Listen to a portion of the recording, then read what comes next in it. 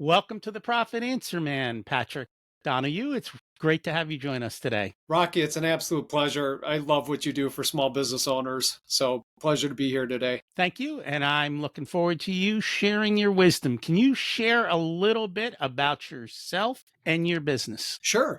Well, a little bit about myself. I like to share the things that aren't easily out there on LinkedIn and so forth. But I grew up in a family of small business owners. And so I wasn't used to the term entrepreneur when I was a kid, but that's something that I've come to appreciate, that I grew up in a family of entrepreneurs. I think many people would call it even a side hustles back in the day. I think about my grandparents and owning a drive-in theater and a lemonade stand and so forth. So that's where it all started. Got my start as a kid around entrepreneurs and started selling lemonade too when I was 5 years old. But that's really taken me into a career around finance. Started out with doing securities analysis on public companies, doing investment banking, so helping raise private and public capital, doing fairness and valuation opinions.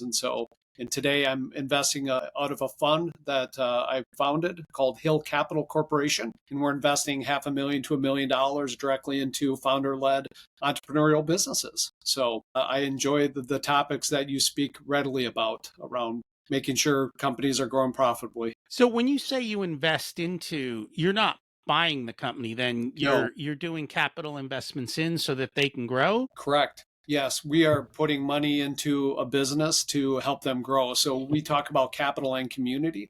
So put the cash in their account, but we also have 50 plus ambassadors that are advisors to us, and more importantly, our portfolio companies that are there to help them and support them to grow. Like your work is really important in the work of Profit First, but helping them understand the things that they can do to build a profitable and a valuable business. It's a core part of who we are as Hill Capital Corporation. You know, it's funny because I assume everyone wants to do that, but yet when you talk to business owners, that is not always at the top of the list or at the top of the things they take action on. Yes. We see it all the time. And the way we think about it, Rocky, is we like to make sure entrepreneurs have optionality so they can choose. And I know you've talked about this on several of your podcast episodes, but so they can choose whether they want to raise additional capital, sell the business, hand it over to the next generation. And that's a really key reason why profits and being profitable is very important. But entrepreneurs, of course, are whipsawed around quite a bit. You know, they will hear of things at events, or they will think that, hey, I just need to go on this traditional path to raise a lot of money and, to get more eyeballs or users or whatever their key metric is. And, some are more determined to build something that they can hand over to the next generation. And they might be a little more observant of why profits are important earlier on. But it's messy. It's very difficult for entrepreneurs in large part. But that's why your work is so important, Rob. So how did you learn about Profit First? Yes, I learned about Profit First in large part, because of EO. I'm a member of Entrepreneurs Organization, and I'm the past president of EO Minnesota. We have about 176 members. And through their accelerator program, I had learned about Michael Michalowicz and Profit First. And it's been very important body of work for me and for a lot of companies that I know. What kind of results have you seen? Well, the biggest results that I think of when I see people really focusing in on putting their profits first is the optionality that it truly gives them. So during the pandemic, we saw the results of the companies. It was night and day, the companies that were able to continue to execute on sales and marketing and being able to build their customer base when other companies were struggling for cash and had to really hunker down. And so that's what I think about quite a bit, is the companies who are able to execute to plan and not have to be always changing direction because of what's happening with cash in their business week to week or month to month. And that's what we're trying to do with Hill Capital, is helping companies, get to that point where they're not having to worry about cash. Because I love the concept of why it's so important to be able to put profits first, but then also making sure that you've got the capital allocated to be able to pay the things that are important to be able to run the business. So the buckets of money is an important concept. It is. And for some reason, entrepreneurs When they see money, they want to spend it. I'm like, whoa, hold on. Well, and that's why I wrote the book Breakout Valuation, because a lot of times entrepreneurs think that they need to grow to build value in their business. And they don't need to just focus on the top line revenue or user base or whatever. That's not some of the biggest value drivers. And so, yeah, but very much Wall Street and a lot of service providers convince entrepreneurs that they got to go big on the top line. So they convince them that they got to spend more to get bigger and bigger. And as you know, bigger is not always better. It is not. And every time somebody, talks about cash negatively, I just go, well, Warren Buffett right now, he's sitting on double what he was. He's at 277 billion in cash. I'm Yes, like, indeed. if Warren can do it, I can do it. Yeah, yes, very much so. And actually, in the book, I quote Buffett and Munger a few times, but one of my favorite Berkshire stories is uh, a lot of entrepreneurs are shocked to find out that even Warren Buffett and Berkshire Hathaway, sitting on that type of money, will issue bonds. So they'll raise additional money through the use of debt. And they do that because they can get money extremely cheap. Even in today's economic environment, they can, because they are one of the top rated companies in the world. And so they can borrow extremely cheaply. And Buffett will do that. He'll issue bonds because he knows the value of having a war chest, because if the economy goes sideways and opportunities arise, he wants to be able to shoot a cannonball. And that is the key. You get to take advantage of opportunities, and you get to survive the downturn. And let's face it, business is a roller coaster ride. Being able to survive the downturn is big. And it's funny because my clients who stick with Profit First, who do it and find success, usually about 18 months later, that they'll say to me, we've never had so much cash in the business. What are we supposed to do? And I have one client and I was like, hey, let's put this money in a money market, because just doing that alone for your working capital will put another 50 grand in your pocket. And they're like, what? People aren't used to interest. They aren't used to Yes. realizing, hey, this is possible. And you've got to be aware of it and be able to do that. Since you deal with a lot of businesses, we seem to be in strange economic times. What Very are much you so. seeing? Great question. I'm happy that you're asking. We were starting to see stress in the system several months ago, but Rocky, I have to tell you, about 60 days ago, I really feel like it came to a head.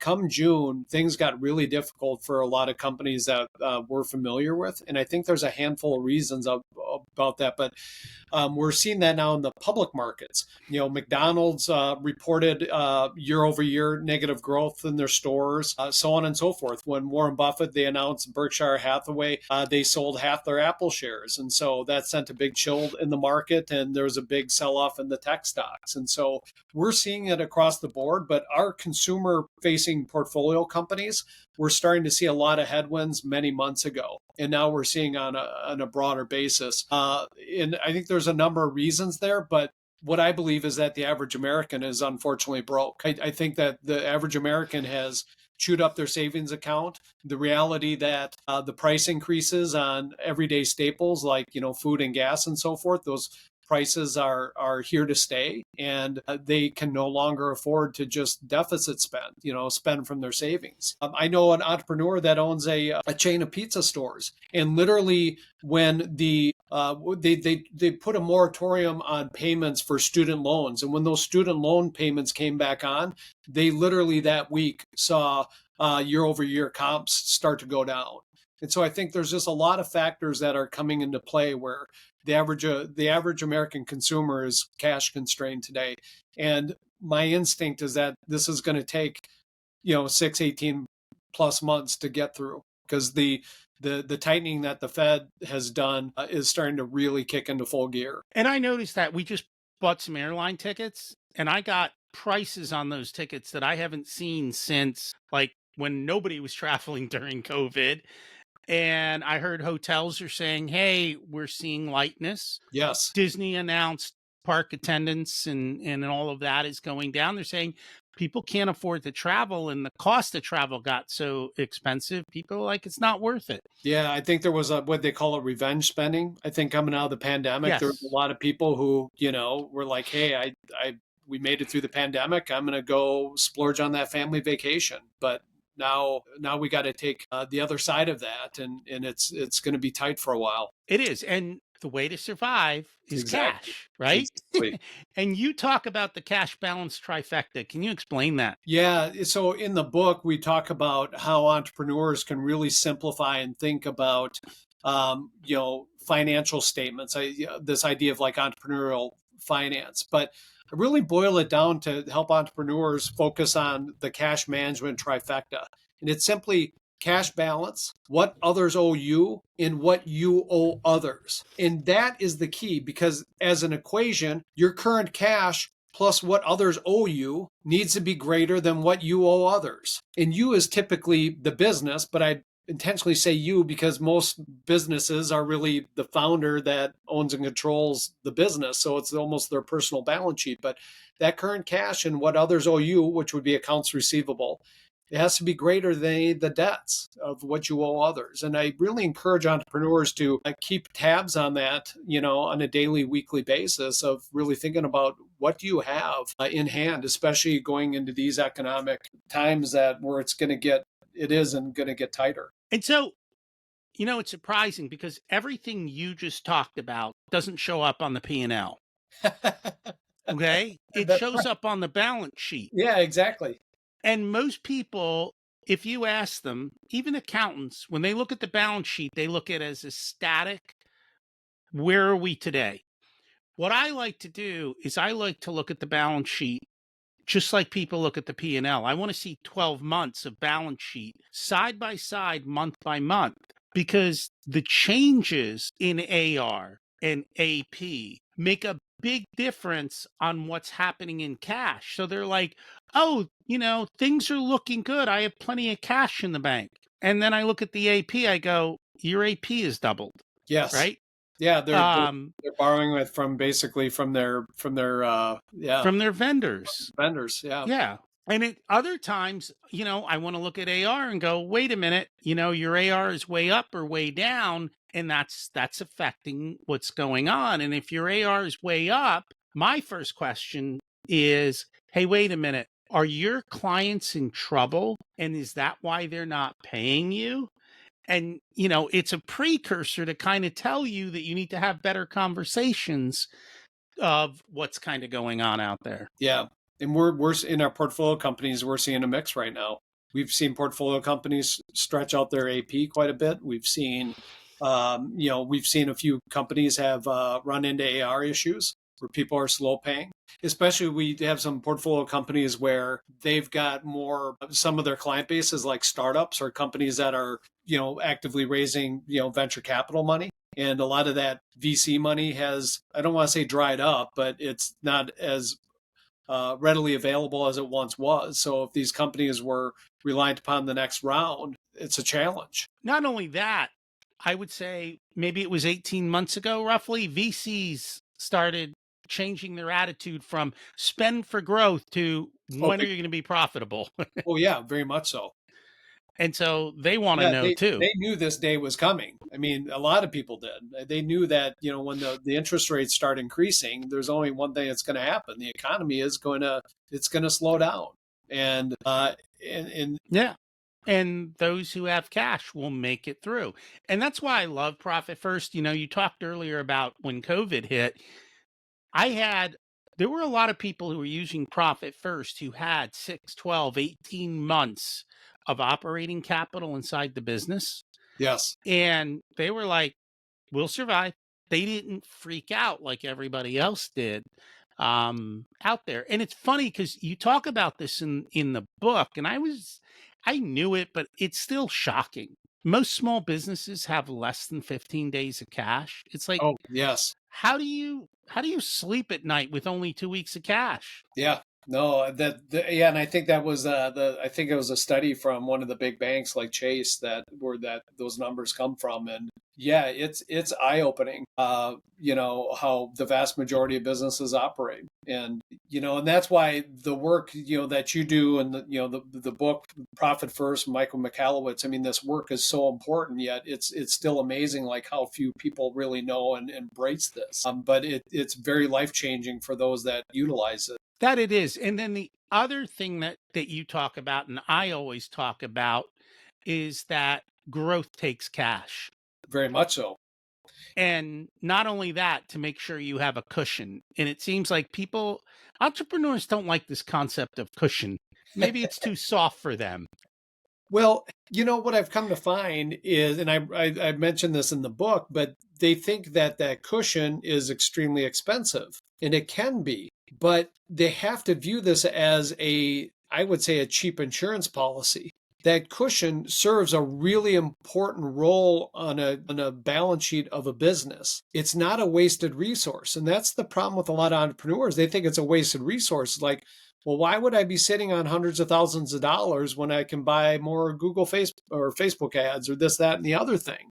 But they fail to really realize and appreciate how important that cash balance is as a truly an asset of the business. It is a big insurance policy that allows them to be able to execute and to execute when the timing is right. As Warren likes to say, and the reason he's got that cash is when the time is right, he's not going to hit a home run.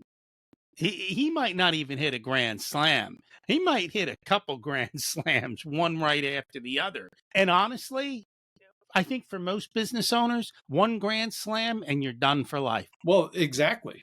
That's exactly it. That I go to the Berkshire Hathaway annual meeting every year. One of my favorite quotes that he's ever said. He always gets like young people get up, but like if you were me, da da da, how would you think about this? He goes, always remember, you only need to be right once. Your whole investing career, you just need to be right once. That's all it takes, and that's exactly it.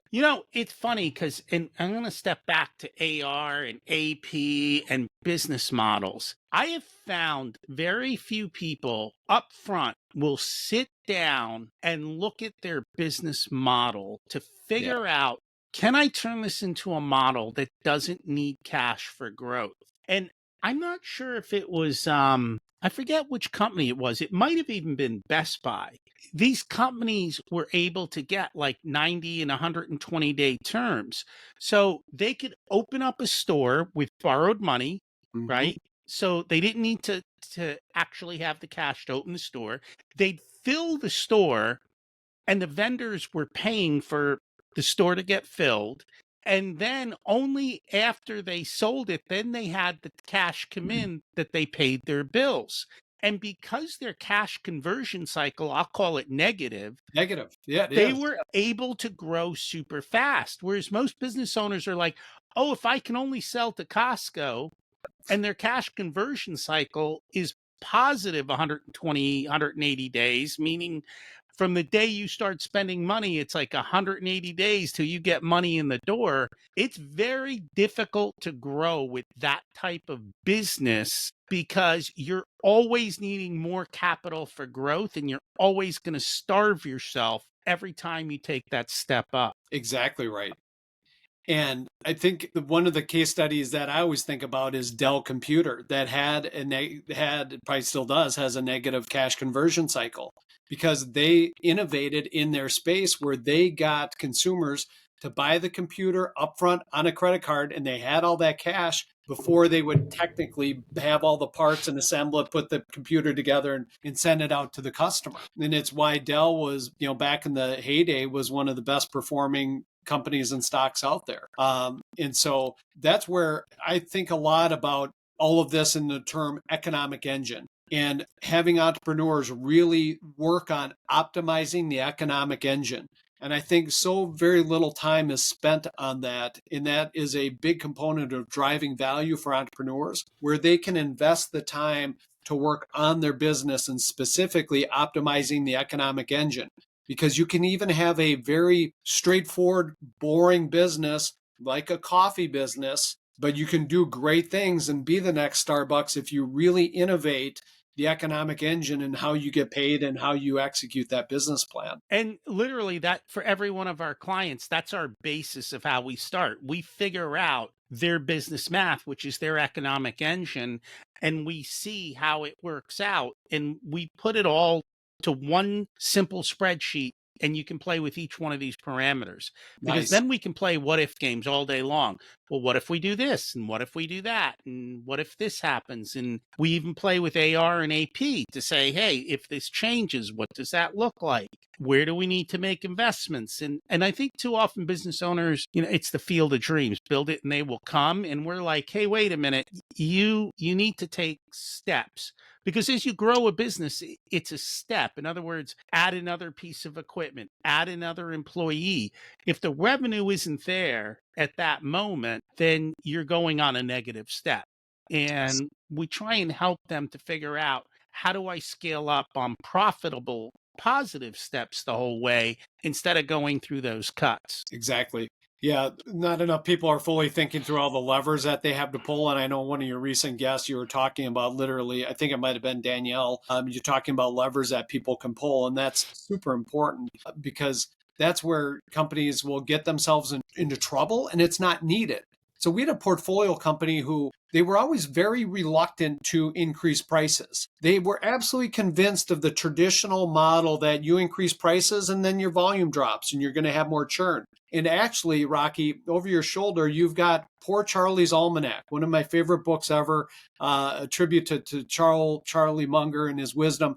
But there's a couple pages in that book where he talks about pricing strategies and why the traditional economic model around pricing is in large part incorrect. And so this portfolio company increased prices and had no churn. And a matter of fact, not only did they not have churn, but they started gaining more business. And I think that's really important for companies to really expand their mindset about, what they can do to really make sure that they're optimizing the economic engine, because if not, it's doing everybody a disservice, because at some point these companies are going to go out of business and then it hurts their customers, it hurts their employees. And so you really have to be driven to produce profits in some way, shape, or form. And we did a couple episodes way, way back just on those types of topics of value Nice. pricing, of testing pricing to make sure that you're even appropriately priced for the market. Because sometimes a low price is perceived as low quality. Exactly. And you really have to understand that. What we tell business owners is, look, you don't have to raise prices on everyone. Give me your 10 worst customers, raise prices on them and see what Yeah. happens. Yeah, exactly. What's the worst that happens? You get rid of a customer you were going to fire anyway. Like, at least you start to see what the market's going to do in a low risk situation, and it's one way of looking at that. And then the other thing is really understanding the efficiencies within the company. You mentioned Dell, and I remember another book I read. It was Pools of Profit in the Sea of Red Ink. And Oh, basically what they looked at is, in most companies, 20 to 30% of what they do is profitable, okay. 30 to 40% breaks even, and 30% loses money. If you don't know what's what, and they talked about Dell in there, then you're wasting your time and efforts in things that are losing you money. And they might be losing you money for a variety of reasons. They might be losing you money because of inventory costs. You don't see that on your P&L. You might see it on your balance sheet, but it doesn't, until you dig into the operations, you really don't get to see that. What they said with Dell is Dell switched to sell what we have. So instead of saying, okay, we're going to put 80 meg drives in this computer because that's what the client wants, they're like, I got 140 meg drives. We're putting 40 meg drives in. That's what's on sale today. Yeah. And they would push people to quickly pull out what they had available. And that's how they package their stuff. And actually, Tesla just announced they're cutting production of their low price truck. And because they're like, hey, if we sell these low price trucks, we can't sell the high price ones. And so they're like, we're not going to sell the low price ones. If you want it, you got to get the big one. Okay. And so these are these things that they don't show up on the spreadsheets. Exactly. And it takes a lot of work, and it takes a hand, some other eyeballs to take a look at these things and to get advisors like you to be able to help think through these things, because I'm an entrepreneur myself, and I know, in my own businesses it's hard for me to analyze my own thing, but when you get other people to take a look at and help you think through these things, that's the power of, I call it community, but the people that are around you to really help in your ecosystem that can help you really think through and execute better and more efficiently. And that's what makes it all worth the effort, because otherwise entrepreneurship it's really difficult. And unfortunately, a lot of entrepreneurs are making it way more difficult than it really needs to be. And frankly, that's dangerous. So, It is, it's funny because way back when we used to do bookkeeping, and yep. and I realized something. When I do bookkeeping, I'm in the weeds and I can't see the forest. Yeah, yeah, exactly. And it was very difficult for me to switch, even within that same company, to get out of that and to look at the big picture because I was so sucked into the weeds. And so when we built this business, it's like, we're not doing bookkeeping. We're not doing we're staying way up here and let someone else get into the weeds because it's going to suck me in and it's going to prevent me from seeing the bigger vision. Yes. Yeah. And speaking of vision, I mean, that's where I think one of the biggest value drivers for all businesses and entrepreneurs is that vision.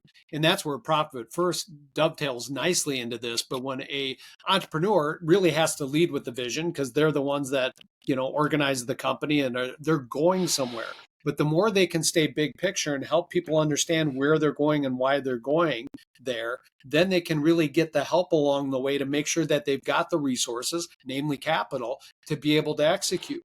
Because a lot of entrepreneurs don't fully understand, as you talked about, there's all these hidden uses of cash in these businesses: AP, inventory, just general working capital, AR, all these things, CapEx, it all adds up. And the average entrepreneur, you had Kyle on your show and he talked about it's like 95% of people hated their math class. And that's absolutely right. Like, people don't want to have to think about this, and entrepreneurs shouldn't.